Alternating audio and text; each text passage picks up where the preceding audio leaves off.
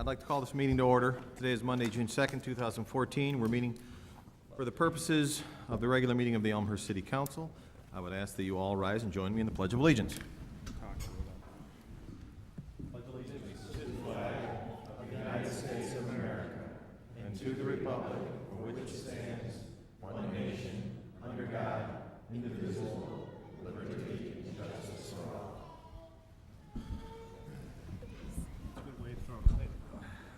I'd ask the Clerk Spencer, please call the roll. Kudenhoff. Here. Deuter. Here. Dunn. Here. Leader. Here. Polumsky. Here. Graham. Here. Hipskin. Here. York. Here. Levin. Here.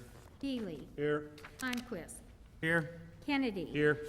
Mulliner. Here. Wagner. Here. 14 present, 0 absent. 14 present, 0 absent. We have a quorum.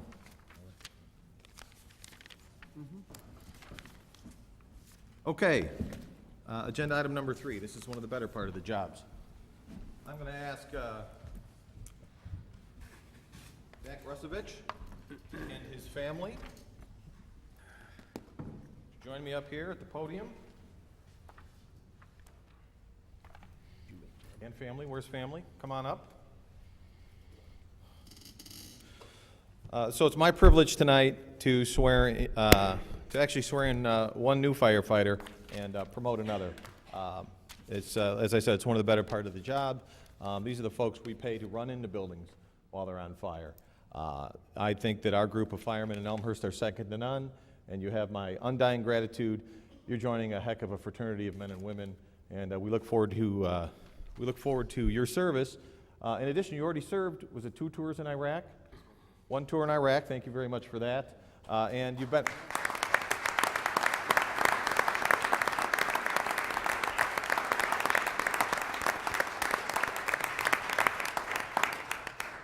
And you've been a paramedic in town, so you know the ropes. Okay, fantastic. Please raise your right hand and repeat after me. I, Zachary Rusovich. I, Zachary Rusovich. I, Zachary Rusovich. Do solemnly swear that I will support Do solemnly swear that I will support the Constitution of the United States, the Constitution of the United States, the Constitution of the State of Illinois, the Constitution of the State of Illinois, and the ordinances of the City of Elmhurst, and the ordinances of the City of Elmhurst, and I will faithfully discharge the duties and I will faithfully discharge the duties of the office of firefighter of the office of firefighter according to the best of my ability. according to the best of my ability. Congratulations. Welcome.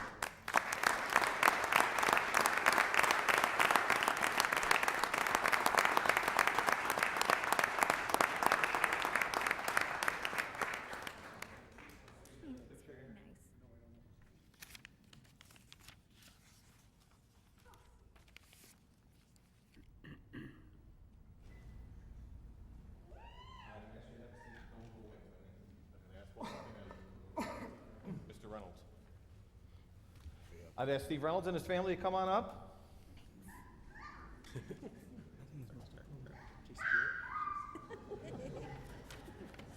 I think everyone's excited. Steve, you've been with the department 18 years, is that correct? 14 years. I'm always happy to promote within. I think it's fantastic. And you also served our country. Yes. Navy, correct? Navy. Fantastic. Appreciate your service.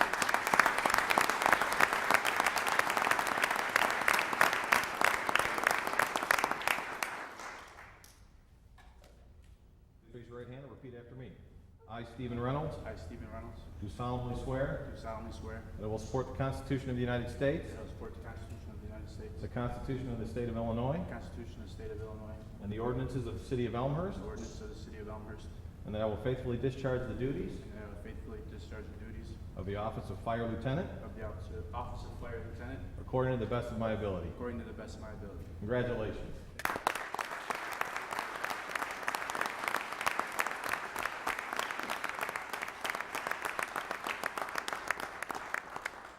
Oh, picture.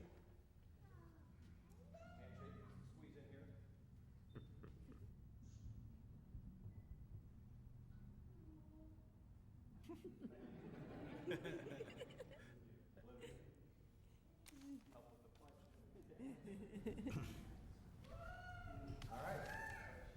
I'm going to ask both gentlemen, I know that City Council wants to say personally thank you. I'd ask you to walk up and shake their hands. Thank you very much.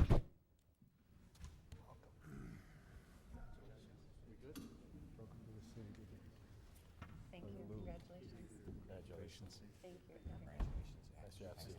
Welcome. Congratulations. Congratulations. Welcome. That's, congratulations. Thanks for service. Congratulations. Congratulations. Thanks for service.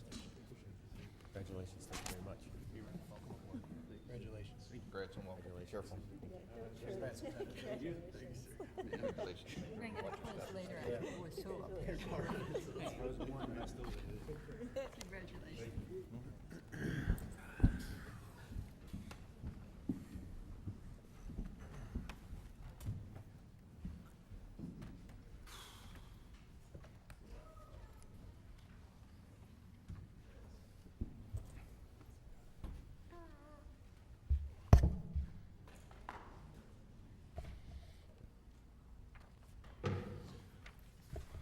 Okay, at this time, I'd ask Brian Burhager and who do we have with us? Kathy. Yes. I would ask both of you to join me at the podium here. The Historical Museum and the Heritage Foundation every year have a poster contest. The Ruth Strand Poster Contest, I think we've been doing it since 2000. It's in honor of Ruth Strand, who was director of the library for over 20 years.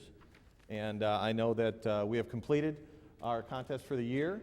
2014, and we have picked our winners, and some of them are here tonight, and I know that you'd like to recognize them. Yes. Mr. Burhager. Can you tell me something? Thank you, Mayor.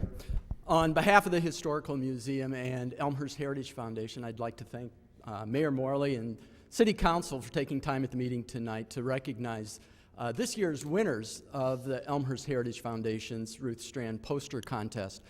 The Heritage Foundation, as many of you know, was formed a number of years ago to serve as a fundraiser on the private side for efforts at the Historical Museum, but it's also a strong community advocate for local history and for the services at the Historical Museum.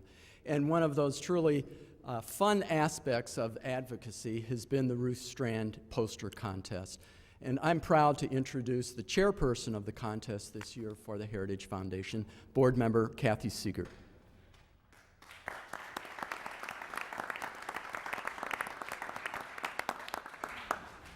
We had a very good turnout of second graders that participated in the poster contest this year. Almost 400 posters. They line the walls at the Education Center of the Historical Museum, and you're welcome to go and look at all of them. The winning posters have been put on boards, and they will be coming to City Hall, so you can come see the winners here. But we also have copies of the winners on the walls in the Education Center, too. We have almost half of our winners here today. We had 9 winners, a first, second, third, and then honorable mention. We had all of the public schools in Elmhurst participate this year. None of the private schools this year. And we never quite know why that happens, but it does. And one of our goals for a few years now has to encourage participation is to give grants for the libraries of the schools that have at least 10 students participating. And so we gave those grants out to those schools already. And I spoke personally to one of the librarians who said, "Oh, thank you for this. Our budgets keep getting cut, and every little bit helps for us." I'd like to introduce the winners that have come tonight, and I'm going to start with honorable mention. So will the honorable mention winners come up right now? All of them? 3 of them.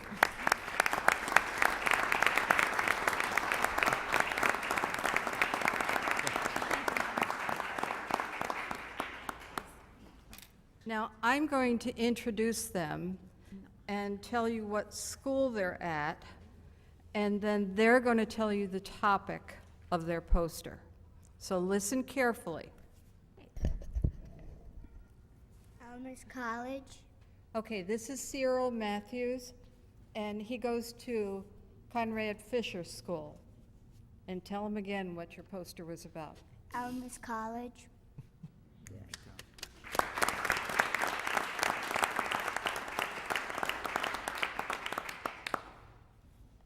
was your topic? The old hospital. The old hospital, very good.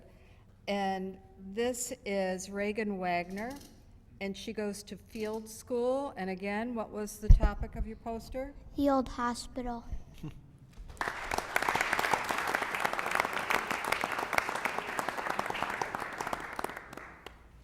What was the topic of your poster? York Theater. And this is Walter Pasek, and he goes to Jackson School. And again, the topic of your poster? York Theater. Come a little closer. York Theater. Okay.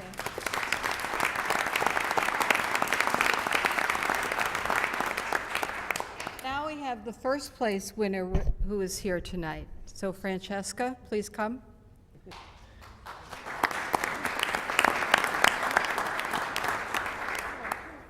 The Elmhurst Art Museum. This is Francesca Muley, and she goes to Hawthorne School, and the topic of your poster was? The Elmhurst Art Museum. Congratulations.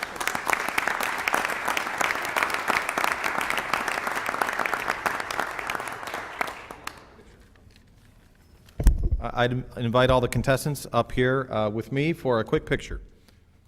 You as well. Come on, Brian.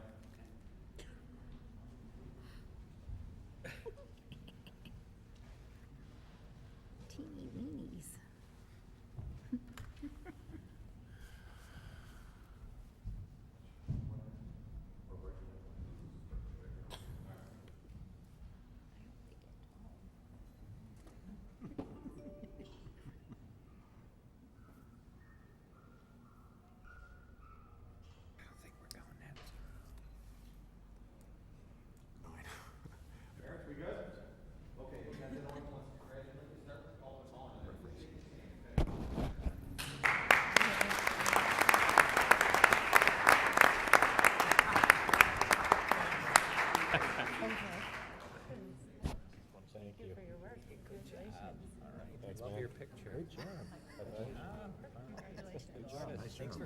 Nope, I'm staying down here. Congratulations. Great work. Thank you for coming. Congratulations. Thanks for coming out tonight. Congratulations, nice job.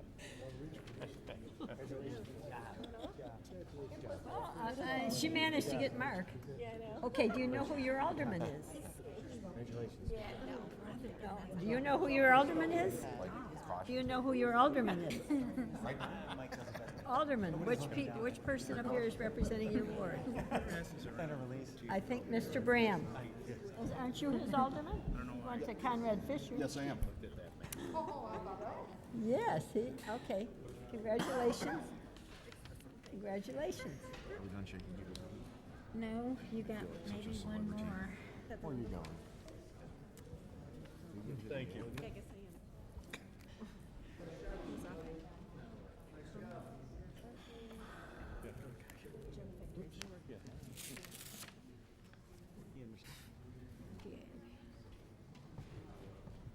Okay. While those young men and women are filing out, I'm going to invite Kim Messina up here. Kim is representing the bicycle community this evening. Please stand right here, Kim. As most of you are aware, Elmhurst has been recognized as a bike-friendly community through the diligent and hard work of the Bike Task Force Advisory Board, and we truly appreciate their hard work. We're here today to announce a proclamation about Bike to Work Week. We're a couple of weeks early so that the word gets out and everyone can participate. But I'd like to read some points of the proclamation and then turn over the microphone to Kim, who wants to say a few words. Whereas bicycle commuting is an effective means to improve air quality, reduce traffic congestion and noise, and to conserve energy, and whereas the City of Elmhurst has created a Bike Task Force Advisory Board to increase bike use in Elmhurst, and whereas bicycle commuting benefits both employers, employees through better employee health and fitness, reduced commuting, parking, and healthcare costs, lower employee absenteeism, and turnover and increased employee productivity. Now, therefore, I, Stephen M. Morley, Mayor of the City of Elmhurst, do by recognize the week of June 16th through June 22nd, 2014 as Bike to Work Week. Congratulations.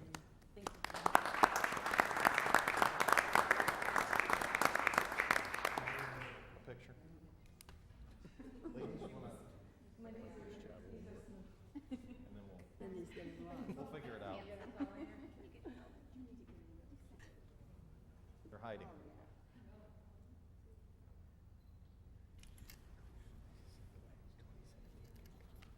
Good?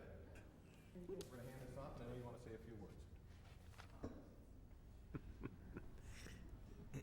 On behalf of the Elmhurst Bicycle Club and all the cyclists in the community, we thank you for this proclamation.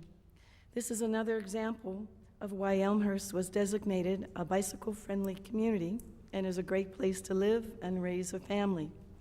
We have to remember the choices we make today will encourage a better lifestyle choices for our children's tomorrow. Thank you.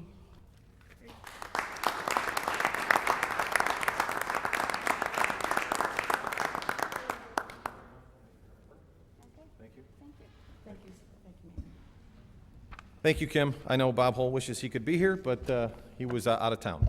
Great.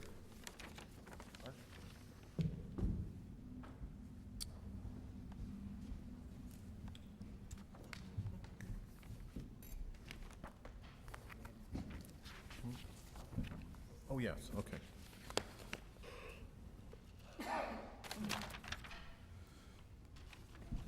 Okay, on to agenda item 4.3. The ComEd is going to give us a presentation. I mentioned this a couple of weeks ago. Elmhurst has been moved up on the list for receiving our smart meters from ComEd. In fact, they will be installing them. I received my letter today from ComEd. They will be installing in Elmhurst over the next, 45 to 60 days. I know we have ComEd rep here to talk about it. It was inadvertently left off the agenda, but we did add it this morning. And with that, we're going to turn it over to George Gallerup. He's a representative from ComEd, and he's going to give us a presentation. Thank you, Mayor, City Council members. I won't be giving the presentation, but we have the specialists here to do so tonight. So we have two presentations. One will be on the smart meter, and that will be led by Rich O'Toole. He's the Director of Smart Meters. And the second presentation, you may remember Scott Kish was back here in January of this year, and Scott's the Manager of Reliability. So we'll have about 10 minutes for the presentation, questions and answers for smart meters, and then we'll move on to the second presentation with the wish of the council. Okay. Yeah. Mr. Copper, they set up on okay, all right. Thank you, Mayor and Council, for letting me speak on behalf of the Smart Meter Project. Again, my name's Rich O'Toole. I've been running the project since 2009. It started as a 130,000 meter pilot in the 9 western suburbs just west of the city, Oak Park, all along the Eisenhower Expressway. So we've had almost 5 years of experience running this project and this technology. And a lot of what you hear tonight is based on those learnings, those pilot learnings. We do now have state legislative approval to roll out 4 million plus meters to all our customers, all across northern Illinois, residential and business customers and large industrial customers. So we're going everywhere in our territory. It's part of our EIMA legislation to improve the grid, modernize our grid. And our project specifically will last through 2021.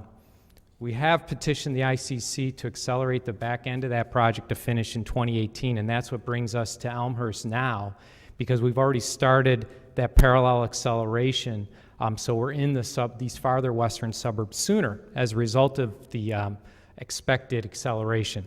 You have approximately 16,000 meters total in the city of Elmhurst. We're doing the residential customers first. We'll be back to do business customers next year, and I'll get to why that's that way it is. There are two main drivers for the project, and then this is important. The first one is makes ComEd's project unique compared to most of the projects you'll hear about across the country.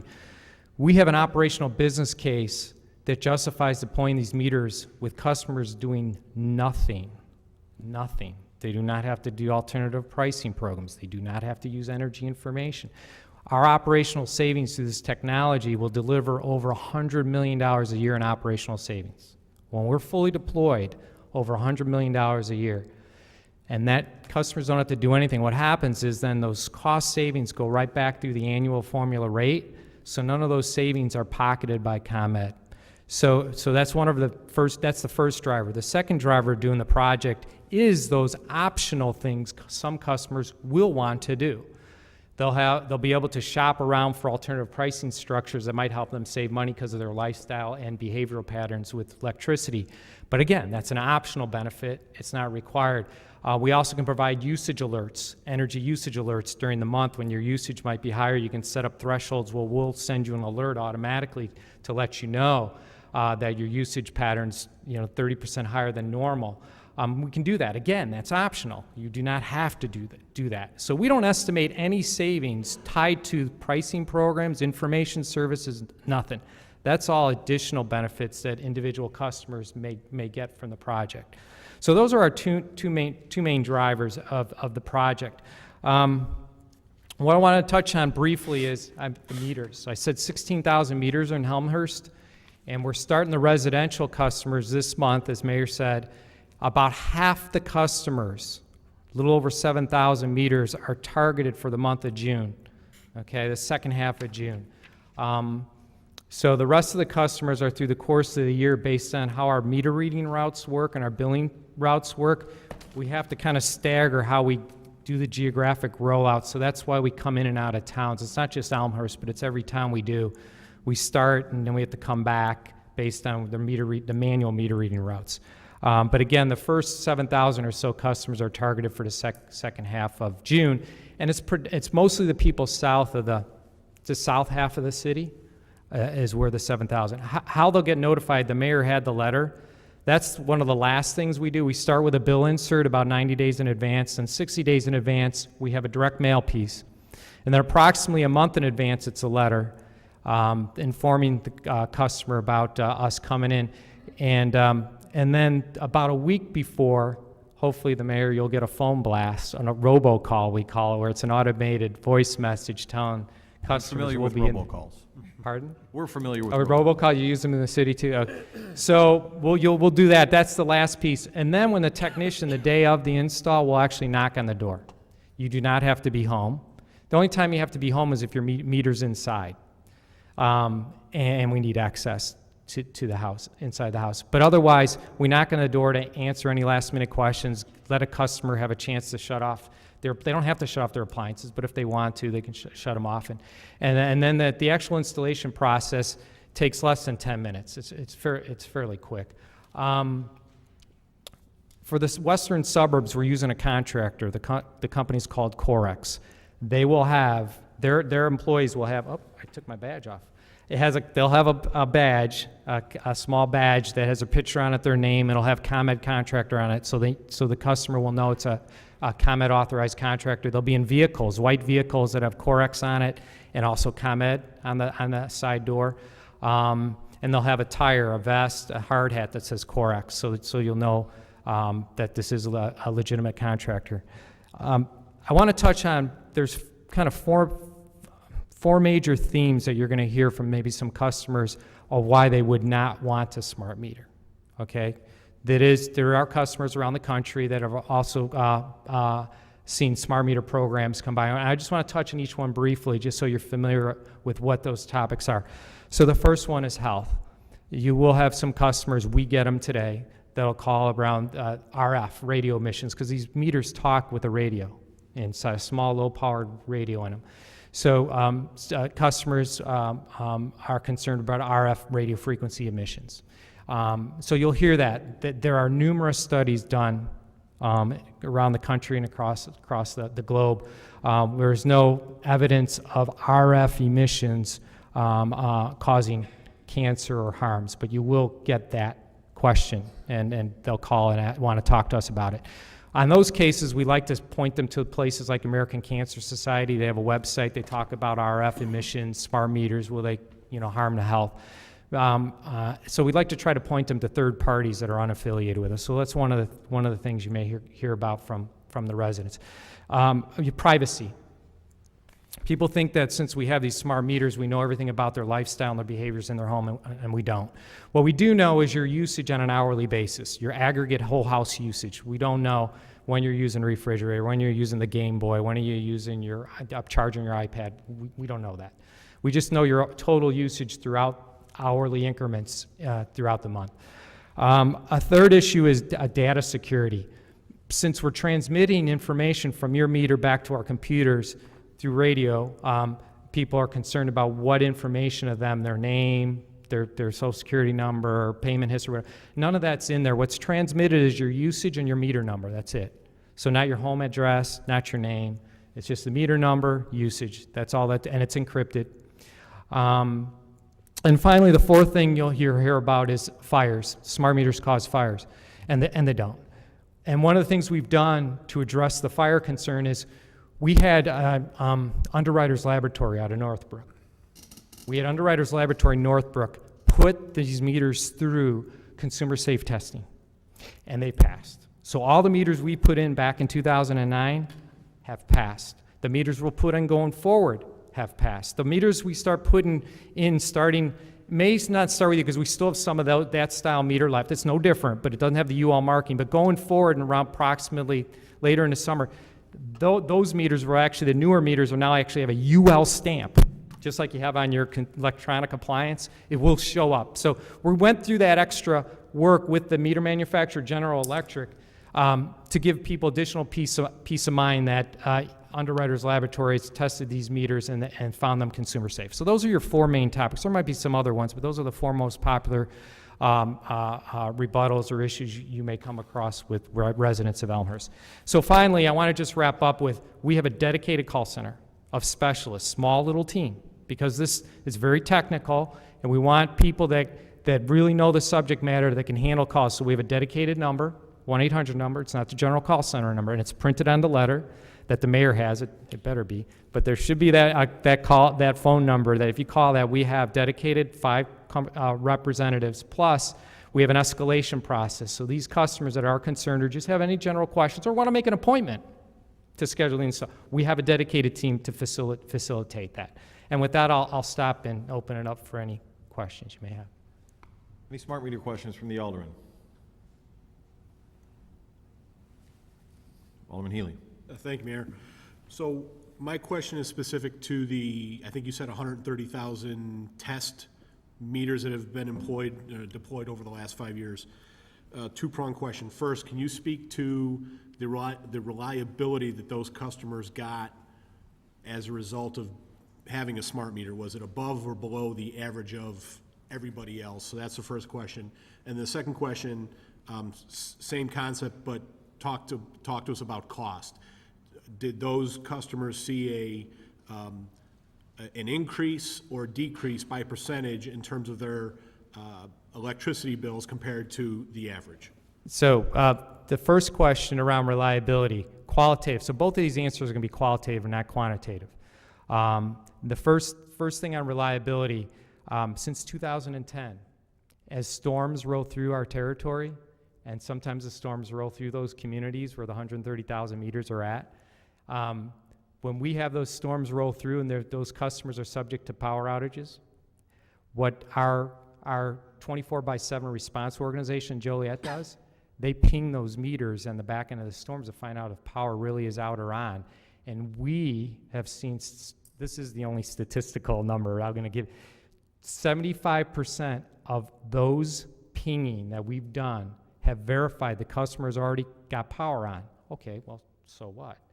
Well, that means we didn't send a truck there, wasted time by sending a crew to a house or a neighborhood that already had power back on. We were able to confirm 75% of all those occurrences since 2010. So the last 3 summer seasons, we've been able to verify power back on and send those trucks to people that really had power off. So we get people that had power off on sooner. So that's kind of the indirect reliability measure that we had from the pilot, 130,000. What we want to do now, we have authority to automate the whole system. We're going to automate that.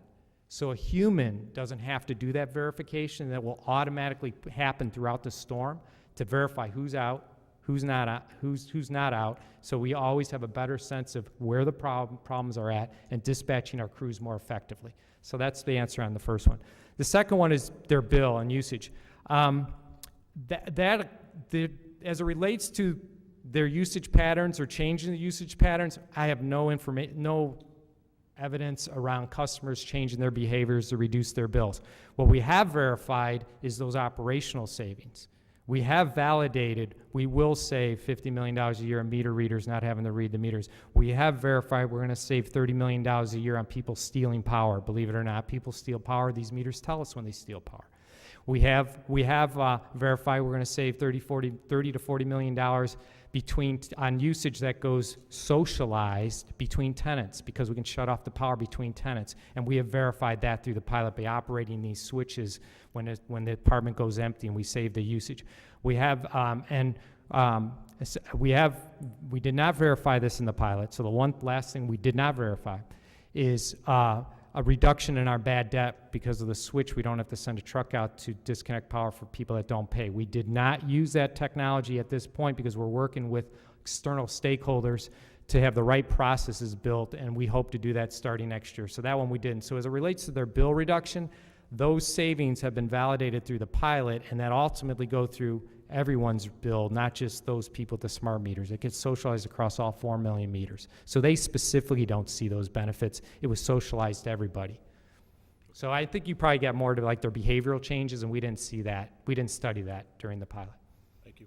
Thank you. Alderman Mulliner? I just want to make a couple of comments, more comments than questions. This is a process that we've been kind of looking forward to as far as improving the reliability in Elmhurst, and this is one of the pieces of that improvement of the reliability. The fact that what we're able to do now with ComEd coming in and putting in smart meters throughout the entire town is to be able to very quickly identify where there's issues. I think that it's very important for the public and the community to understand that this is a plus for the community as far as what it's going to do as a benefit to keep the reduction of power outages down. I mean, it is a huge improvement for what is happening. We're fortunate to be one of the first communities to get it. I know that there's been a number of communities a little bit east of us that you've piloted it in, but we're fortunate to have been able to have this accelerated, and we appreciate that from ComEd. We hope to see you continue to move forward with some of these things. To me, probably the biggest and most important thing is when they do get to the point when they automate this, they are going to be able to identify when a house goes out, and they're not going to be wasting time when we all know that they drive up and down streets and it'll take them hours to figure out whether or not they can put the power back on because they're waiting to see whether every single line behind the house is up or laying on the ground. And now we won't have to worry about that as much because they're going to be able to ping these meters and identify that. The cost savings is one thing, but the reliability to me is the most important thing. And I appreciate ComEd coming in to do this work to help us out. Thank you. Alderman Bram? Thank you. I have two questions, one of which I spoke with you before this meeting and you gave me the answer, but for the greater public, I would like to ask publicly in regards to the possibility of any household refusing a smart meter. Is that possible? If so, what is the process, and is there any additional fees to cover that? Thanks for reminding me that I did slip to forget to talk about that at the end. So after going through those 4 topics, I usually supposed to go into say, by the way, there is the opportunity to refuse the smart meter.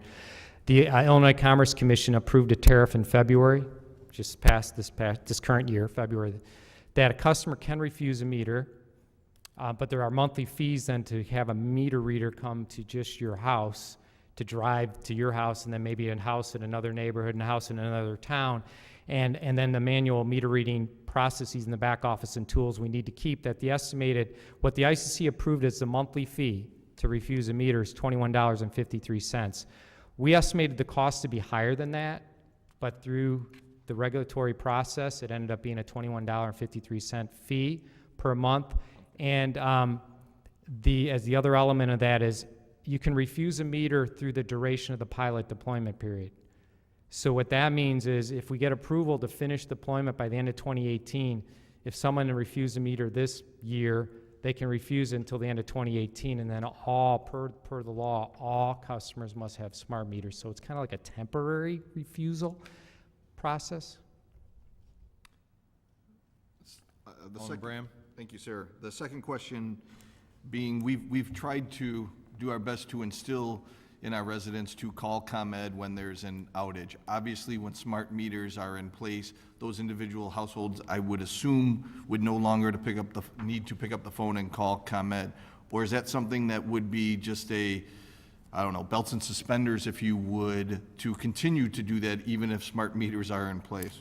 Well, I'll be honest, with technology, we never would tell a customer, do not call, because of technology, right? The technology is never 100% foolproof. However, we are integrating, to your comments or observations, Alderman, that we're automating those signals from the meter right into our outage management system, okay? Now, will it be 100% reliable? I will never say 100% reliable, but that will be part of the project. So on the front end, when a storm rolls through and the meters say I lost power, those messages are going to be fed right into the outage management system, so tickets are created, outage tickets are created.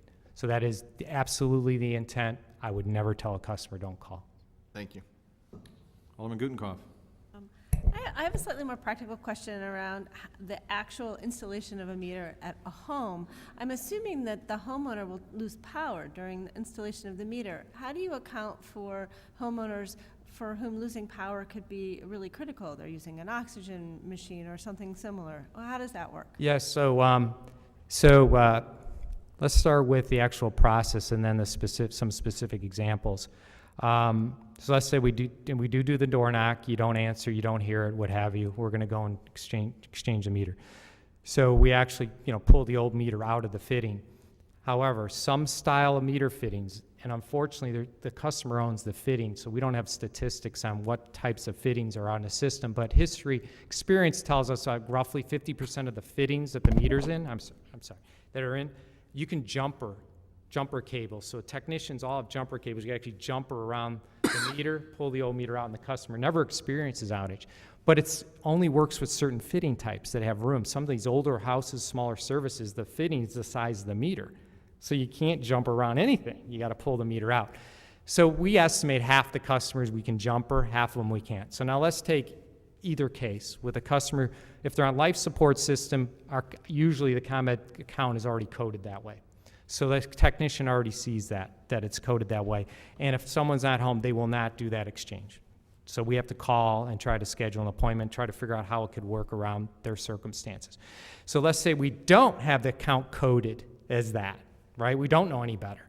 And we knock on the door, we will absolutely not install that day, and what we call it is UTC it and have the back office call to try to schedule an appointment. So the only one risk area is the one where they are home, don't answer the door, we don't know they're home, we don't know they're on life support, and our account doesn't code it that way, then it's possible we could end up pulling out the meter not knowing that. It hasn't to date, but that's not to say it theoretically couldn't happen. There's 300,000 meters we've installed to date, and we haven't encountered that, thankfully, that situation, and where we actually did that. Alderman Gutenkopf. Is there language in the letter that residents receive that gives them some reassurance or gives them some instruction on how to contact ComEd to alert them that losing power even temporarily could be an issue? Yeah, the letter should be a short power. You may experience a short power outage up to 10 minutes long, unless you want to. I'll give that information when we're done with our. Well, I just thought it would be helpful for people watching this on TV to learn Yeah, that. no, that's. So there is language in the letter that alerts them to this. Yes, I'm sorry for short-circuiting that. Sorry. Any other questions or comments? Alderman Healy. Thank you, Mayor. One last question specific to smart meters. So all of Elmhurst will be getting the smart meters. Are there any additional infrastructure improvements that will occur because of the smart meter program? Different lines, transformers, poles, et cetera? Is it just strictly the meter? That's an interesting angle, and I know Scott's going to be Kish is going to be talking about the rest of the EIMA projects unrelated to smart meters. So let's tie the two together. So this is a good question. We're testing a pilot out right now with the smart meters. We call it the Wrigleyville pilot, and it is as it sounds. Ever since the rooftop owners by Wrigley Field have converted 3 flats into commercial establishments with large electrical loads, our system was designed as though all these units were residential. You have no clue what the voltage and loads are in that neighborhood, that specific neighborhood, because you only have metering at the substation level. So what we're doing is we're deploying 1,000 meters in and around the north side of Wrigley Field, north and east side, all around. And what we're doing is these meters, our smart meters get us voltage data every half an hour. And what it also does is it timestamps all the usage. So we can marry up everyone's same half-hour usage, all 1,000 meters. And we map them to each transformer. And each transformer, which sections of the feeders. And by the end of the summer, we're going to see whether we've got overloaded transformers ready to blow that we just don't have no idea. So we are doing it because we saw some voltage issues there. The engineers, like Scott Kish, redesigned the circuits there. They think, knock on wood, they may have solved the problem, but they don't have 100% certainty. So we're doing this pilot using the smart meters to validate the quality of the voltage during 24/7. Home games at night, hot of summer, air conditioning, whatever. So that is the link between the smart meters and the smart system that we hope to prove out later this summer. So more to come on that front. But specific to Elmhurst with the smart meter. Oh, well, that concept could apply anywhere, though. Like what we're going to do, what it was really, I guess the main point is we get voltage data and coincident loading data. So what we could do is we could see pockets of poor voltage, pockets meaning like half a block off of one transformer. We'll be able to detect like only 8 customers seeing suboptimal voltage that we don't see today. Yeah, that's universal, that concept. But we're starting with something everyone can relate to with the rooftops and converting to the loads and all that. But we can apply that anywhere. So we hope to. Alderman Bram? Just one quick question in regards to the swapping out. Is there any need for the residents to, and it might be in the letter or follow-up information, to physically unplug some of their sensitive electronics because of possible surges when the new meters are put in, or is that not an issue? It's technically it can be an issue. We have not seen it. We've had a couple claims since the pilot, so we've done 300,000 installs. We've had 2 claims that we've just reimbursed because it's theoretically possible, and you can't prove it one way or the other, that we had a solid state television, that failed, and they attributed to us changing the meter out. So we just reimbursed them for that. And there's a second example of medical.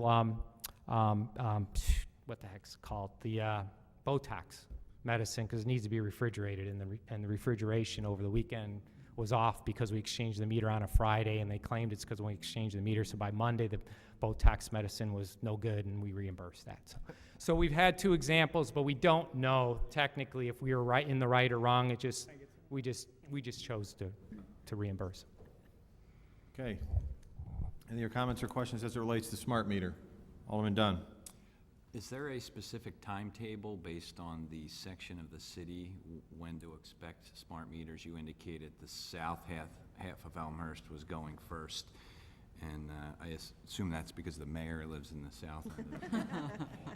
Just wondering when we should expect those in different areas. And George, if George can leave it, I don't have extra copies, but so what we have is, I know you can't see it, but what it is the town of Elmhurst, and it's color-coded, and it points to where we're at by month. So June, we're in the bottom half, and then we're back for a little pocket July. We have a pocket in September. So we can make that get you. Yes, we'll post that online. Get you that. I know who's going to be the last house in town to get it.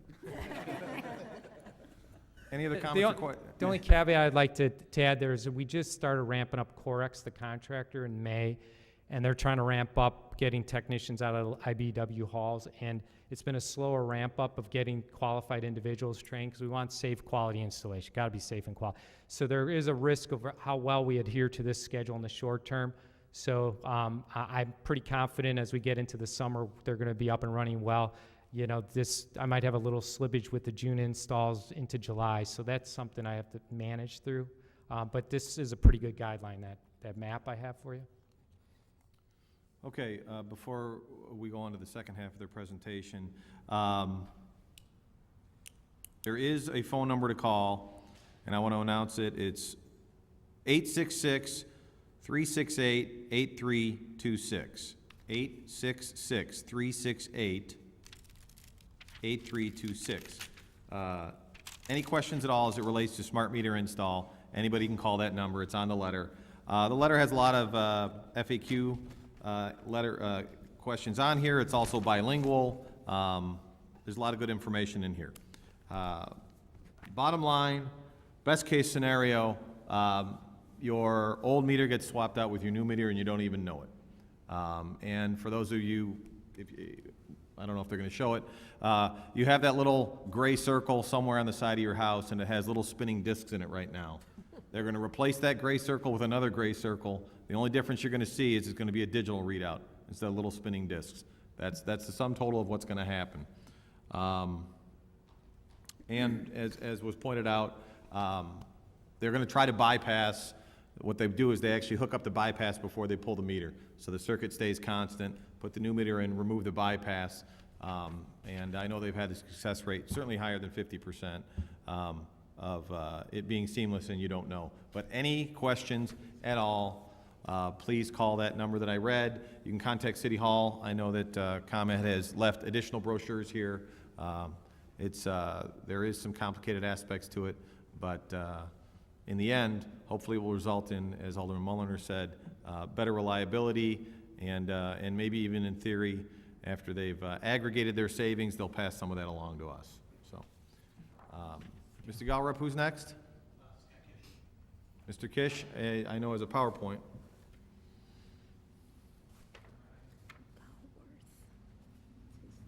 Thank you, Mr. O'Toole.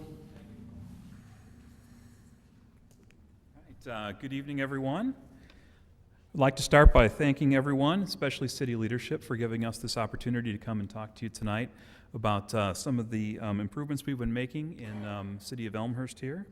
In January, we were here and we talked about the work that we had done in the past few years to improve reliability.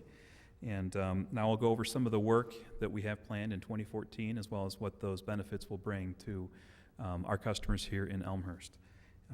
The map that we're looking at shows the 47 distribution circuits that we have here in City of Elmhurst, and we generally refer to these by their circuit numbers, which you can see on the map, but that's a theme that you'll see as we go through this presentation.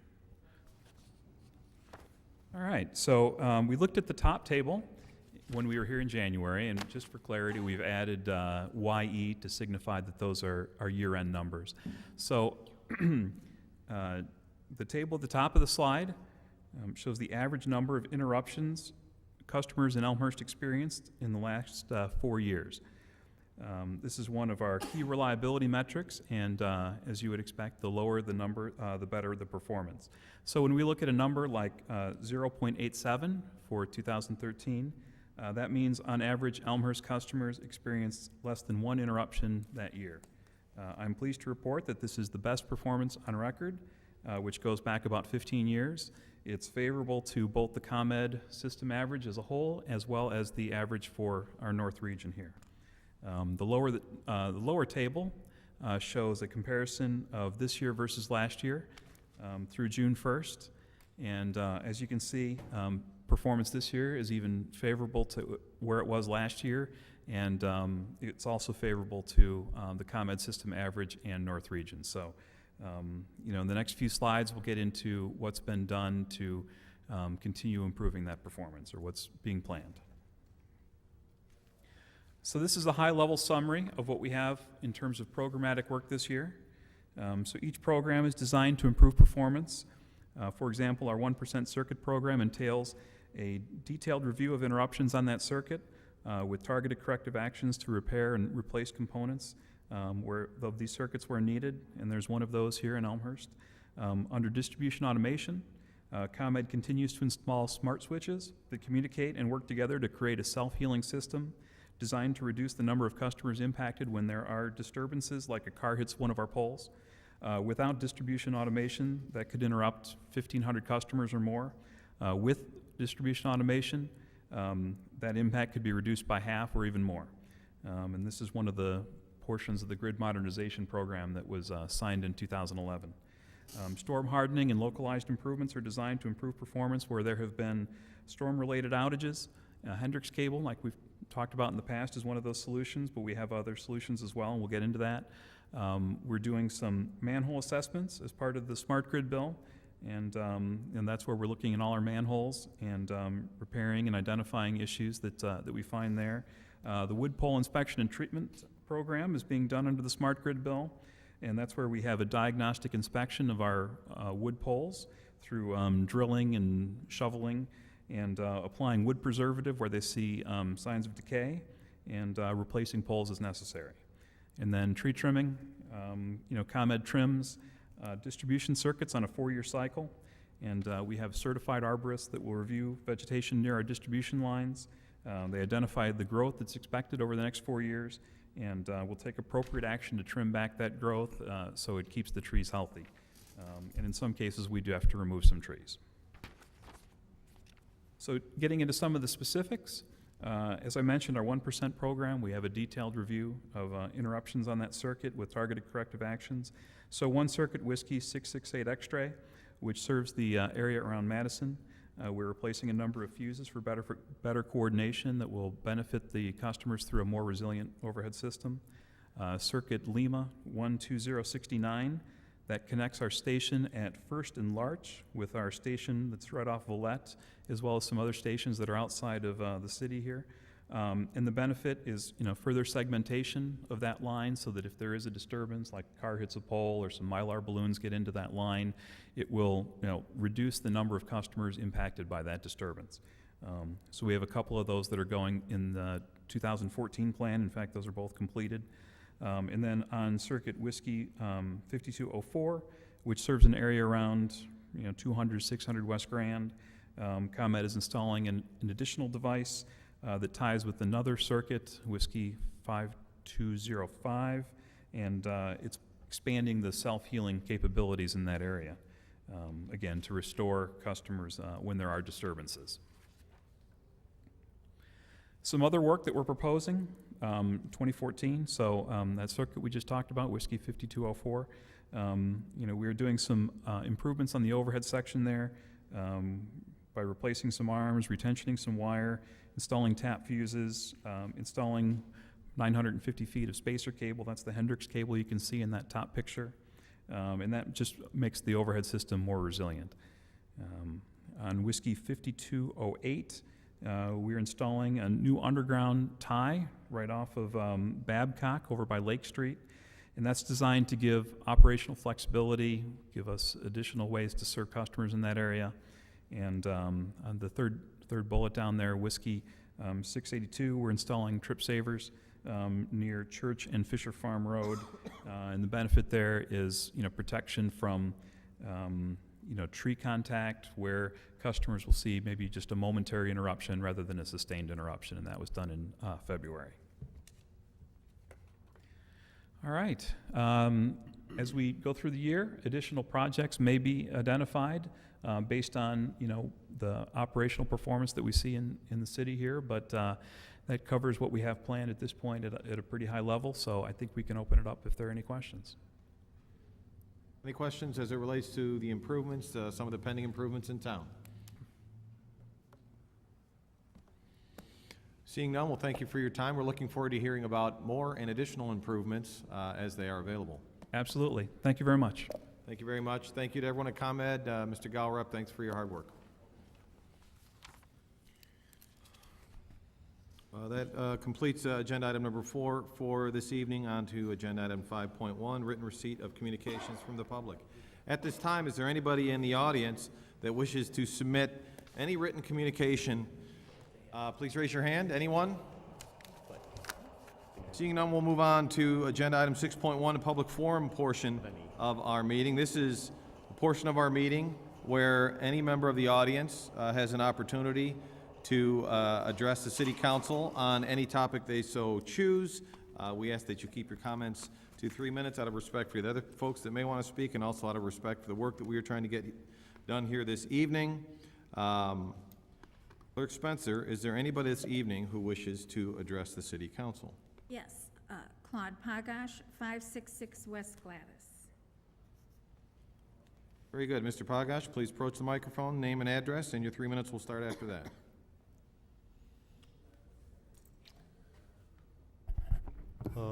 Claude Poggich, 566 West Gladys. I left the last meeting a little uncertain. But, you know, after I got home and I sat down for a couple days thinking about it, the council has won me over. No doubt about it. They gave $1.5 million to Roche, $250,000 to a motorcycle outfit, gave the guys tax breaks that they're going to be getting 60% of the money for the next 10 or 15 years, gave away about $350,000 worth of street. You guys won me over. You gentlemen and ladies have money you don't know what to do with. You can give it away without even hesitating. Well, geez, that means I got a good future in front of me. There isn't going to be an alderman asking for a raise in property taxes. No sales tax increase. If you can give this kind of money away, geez, I'm looking pretty good. That money you're going to need for that 6-story parking garage, well, geez, that should come out of the money you don't know what to do with. So I won't have an increase in general obligation bonds. Just think, Han's coming up. They'll be in here for their millions. And oh yeah, they're in a TIF, just like Roche. And when it's built, and after you gave them their millions, they're going to come back and say, geez, we need another couple of million to maintain, and the council will just go and vote it right in. So you guys have convinced me. I'm making out on this deal. You got enough money to give away, therefore, the arguments that could come up that you have to raise fees or property taxes, you don't have any ground to stand on. So I appreciate what you did for me. So no tax increases, right? City can pay all the obligation bonds. No fee increases. No sales tax increases. If you can give it away, you got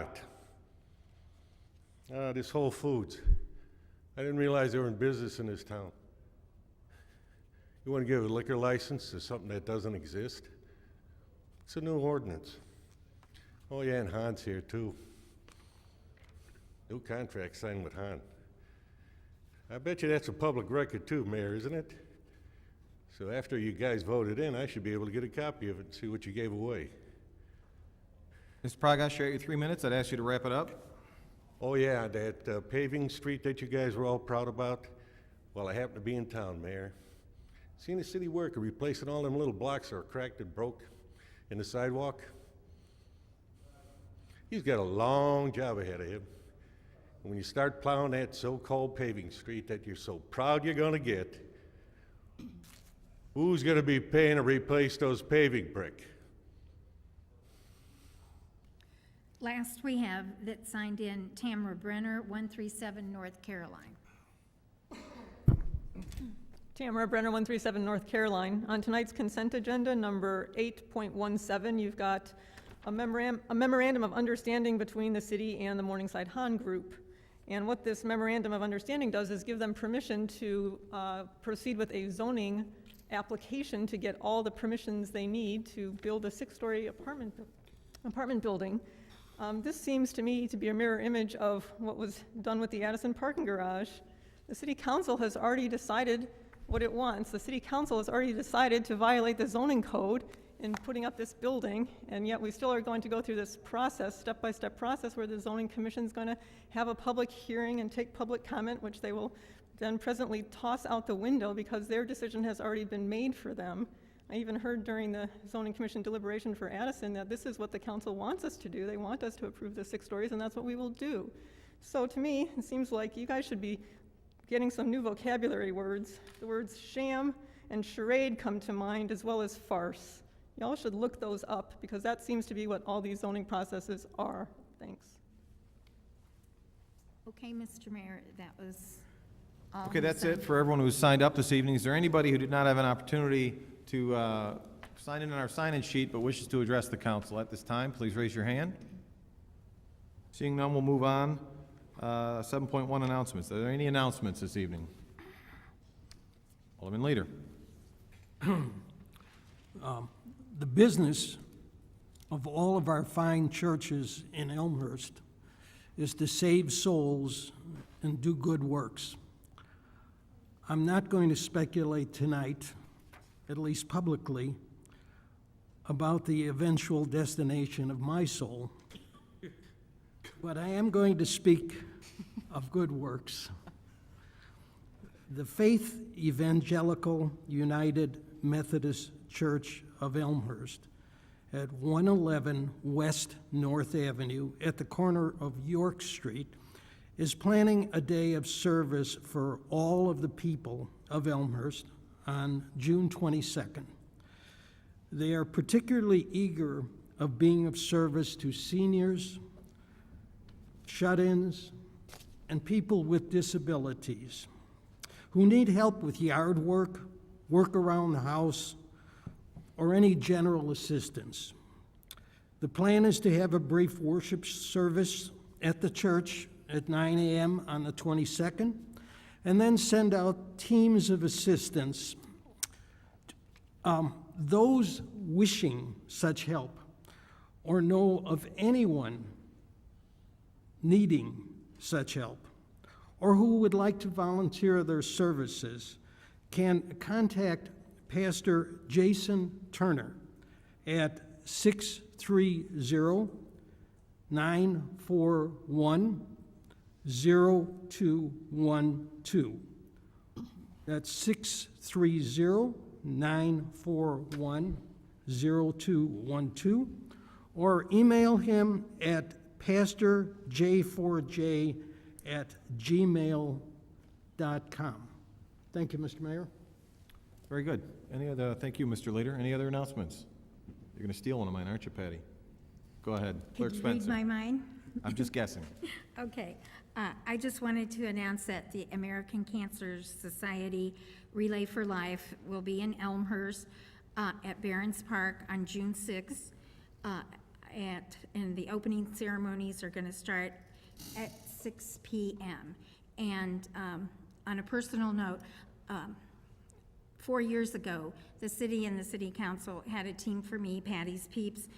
We're not officially in it this year, but think of me, Patty's Peeps, and come out and support the Cancer Society and even give a donation if you can.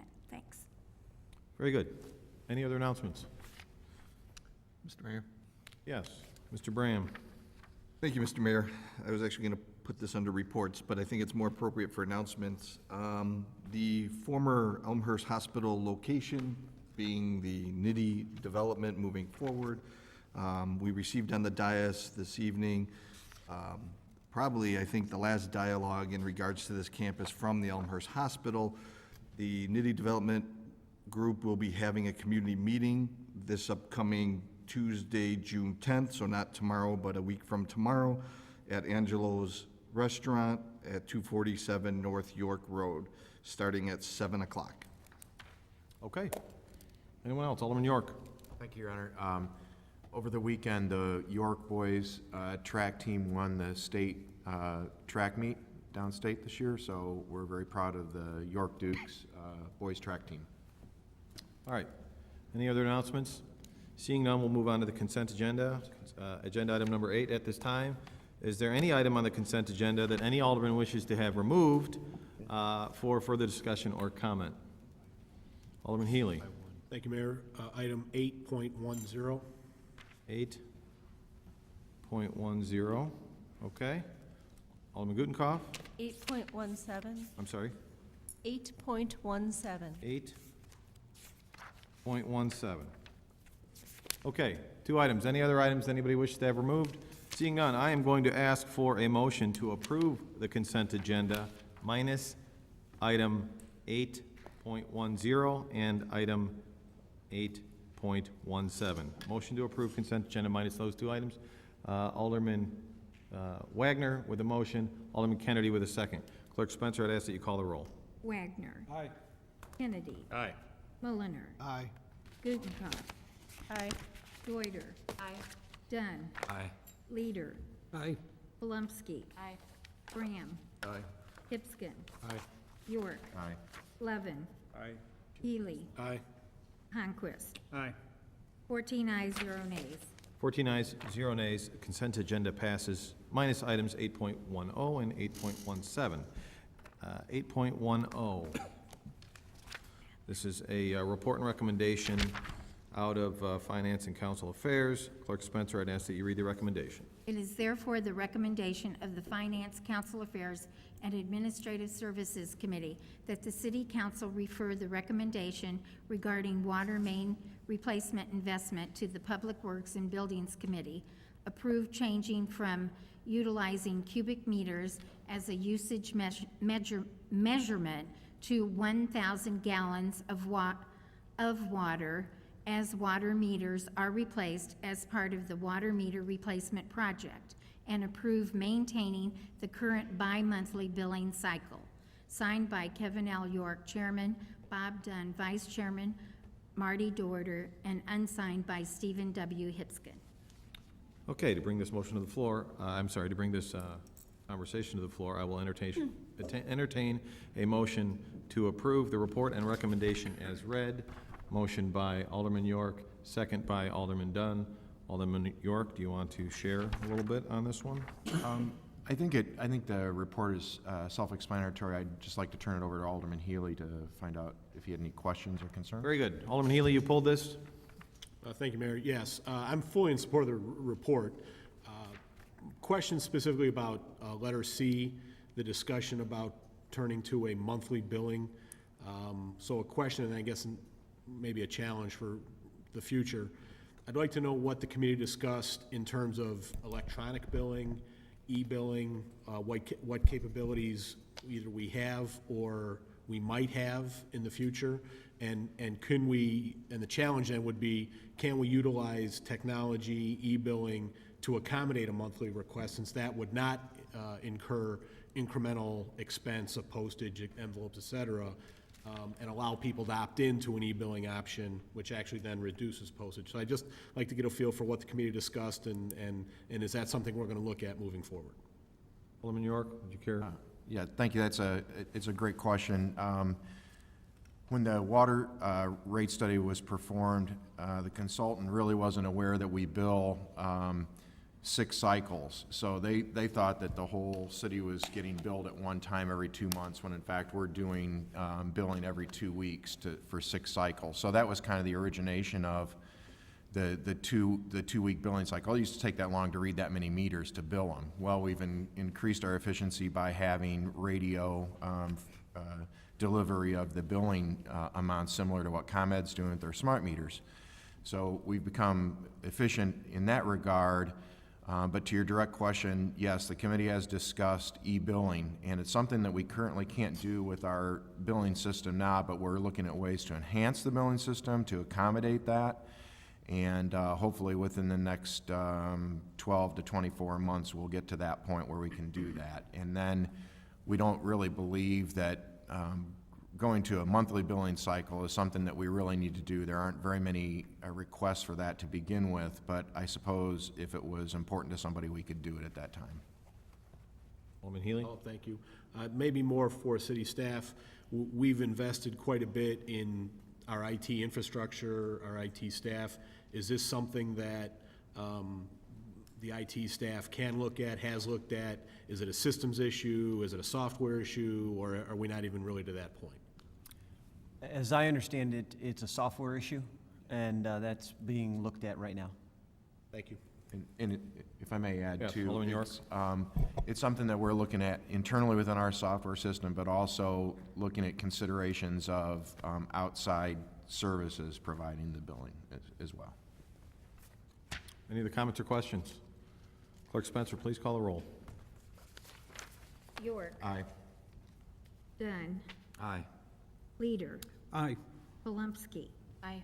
Graham. Aye. Hipskin. Aye. Levin. Aye. Healy. Aye. Honquist. Aye. Kennedy. Aye. Mullenner. Aye. Wagner. Aye. Gutenkauf. Aye. Deuter. Aye. 14 ayes, 0 nays. 14 ayes, 0 nays, that motion carries. Agenda item 8.1 is approved. On to agenda item 8.7. This is a resolution. Clerk Spencer, I'd ask you to read the resolution. It's Resolution R-39-2014, a resolution approving a memorandum of understanding by and between Morningside Han LLC and the City of Elmhurst. Okay, I'll ask for a motion to approve the resolution. Alderman Mullenner with a motion, Alderman Levin with a second. This is a resolution. Alderman Gutenkauf, you pulled it, you have a question. Oh, I don't have a question. I just want to vote against it. Got it, okay. Any other comments or questions? Alderman Bram. Thank you, Mr. Mayor. Just two questions. In this resolution, it states for a 180-day period, and essentially, at least my understanding is that that 180-day period is needed for the creation and moving forward with the RDA. I thought that we have been negotiating the RDA these past months ever since we had a decision for the Han project, so I'm kind of curious on, A, why a 180-day period? Because that's pretty much close to the end of the year, and we just push out this project from moving forward even more. And then where is the RDA at this time? City Manager Grabowski. Thank you. Alderman Brem, you're correct that in part we have been negotiating the RDA. This report was before the council back in March, and at that point it was anticipated they would move forward with the zoning entitlement process. As we started to work towards the RDA, we thought it was in our best interest to hold off on this because there were a couple provisions of the RDA that the developer wanted to iron out before we move forward. Those have since been ironed out. We're moving on with the remainder of the RDA. The primary goal behind this is to give them basically the permission to petition the Zoning and Planning Commission for zoning entitlements. So that's why the 180 days is there. It's hopefully more than they need, but they'll move through that process as quick as possible. We all have time of the essence is in our best interest. Okay, thank you for the explanation. 180 days seems to be extreme to say the least, but I understand the rationale behind it. Thank you. Okay. Seeing no other comments or questions, I'll ask Clerk Spencer to please call the roll. Mullenner. Aye. Levin. Aye. Healy. Aye. Honquist. Aye. Kennedy. Aye. Wagner. Aye. Gutenkauf. No. Deuter. Aye. Dunn. Aye. Leader.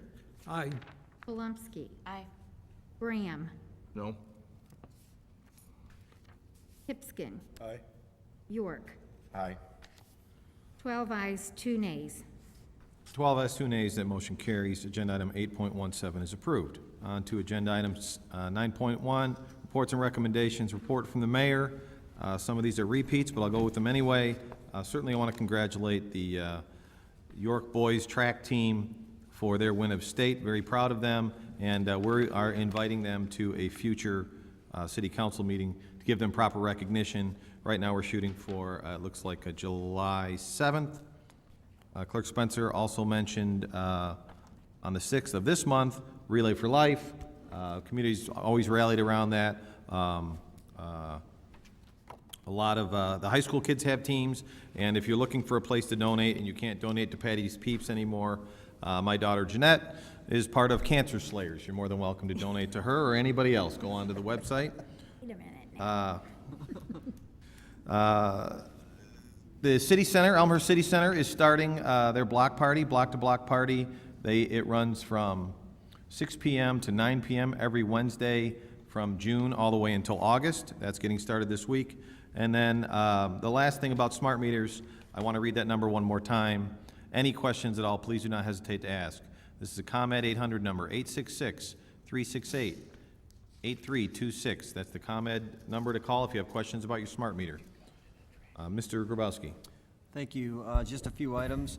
First, the work on Route 83 has been picked up.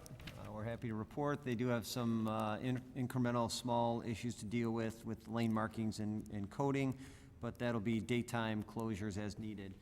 So with that, the North Avenue project is in full swing, if you haven't been up there, just to let you know. And that is anticipated to last through the summer. A couple other items.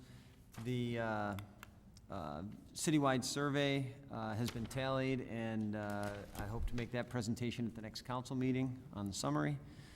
Prior to this meeting, our water and wastewater Superintendent Gary Smith held an open house along with the folks from RJN regarding the next couple of phases of the Southwest Elmhurst Wet Weather Control Facility.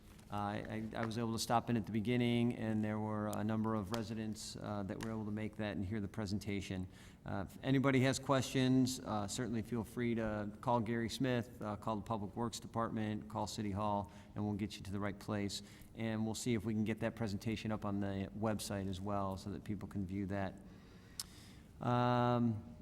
Last item I have is that last Tuesday, I was down in the city meeting with Cook County officials regarding the exit ramp from the I-294 project, the proposed exit ramp that's part of the Elgin O'Hare project.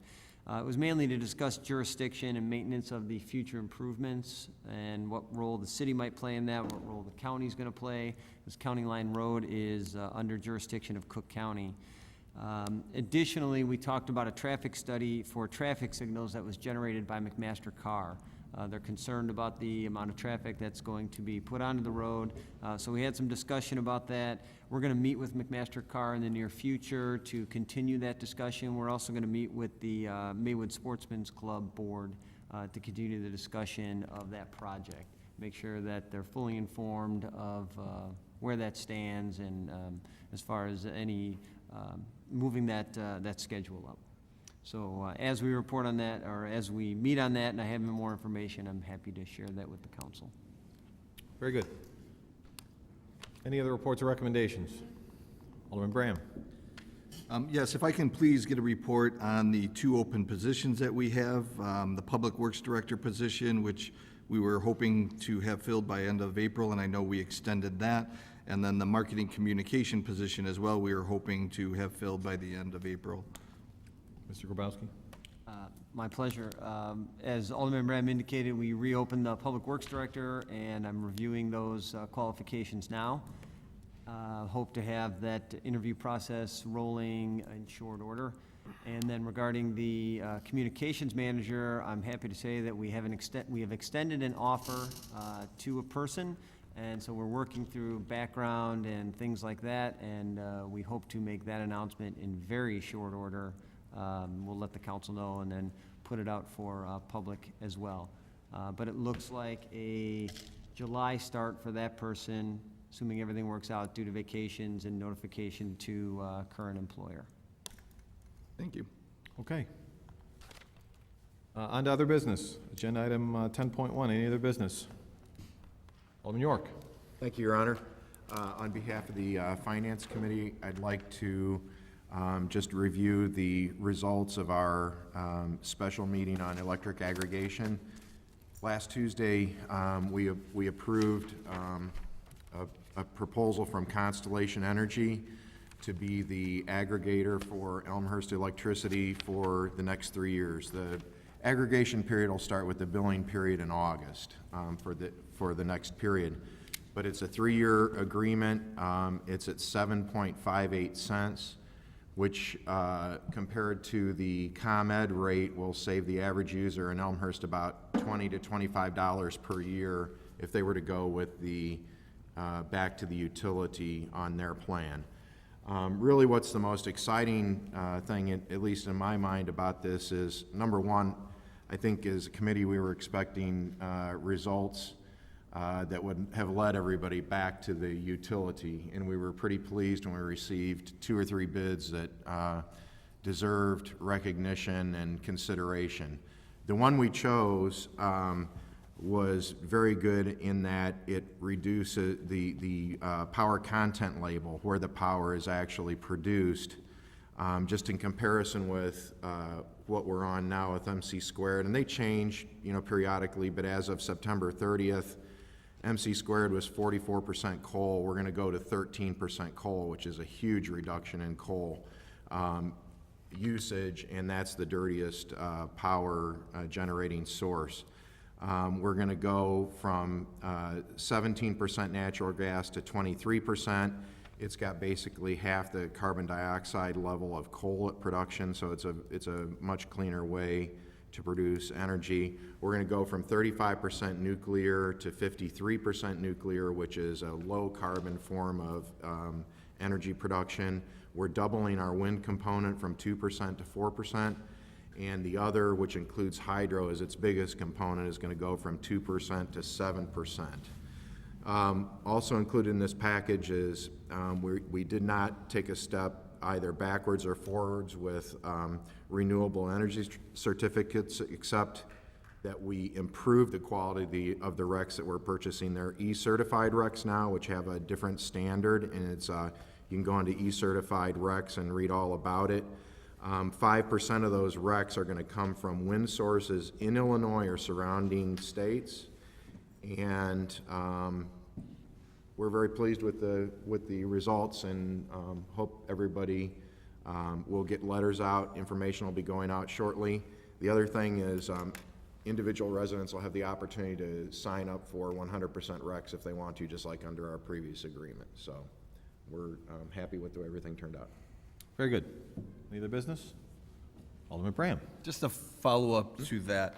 Alderman York just stated in regards to getting letters sent out shortly. Do we know a little bit more specifically what that time period is? Is that a month or two, or is that we're talking a few days to a couple of weeks?